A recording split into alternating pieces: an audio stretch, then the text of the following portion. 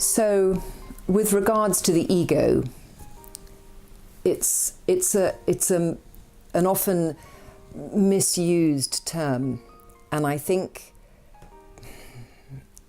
suppose I use the word self a lot, in the sense that my sense is that the separate self is the blueprint that we're given, that we're born into.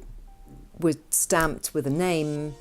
We already have a little kind of character going on in our DNA of what we've been given from our parents, from our culture, from our country, and that continues to develop, and we see the world through that separate self. That separate self divides itself. This is me and my family and my country, and that's you and your family and your country, whatever. And although that can be in harmony, it also, more often than not, isn't in harmony, because people are not in total agreement all the time. So then there's choice, then there's division. And so the self, the creation of the self, isn't the problem in itself, because we all are, we have these separate selves, but the attachment to the self, and the fact that most of us only see life and react to life through the separate self. Now, some teachings call the separate self the ego. So ego is that separate self. But then there's another use of ego, which is often used with regard to actors, for instance, is a classic one. So you get people who have a large inflated sense of self, and so therefore a big ego.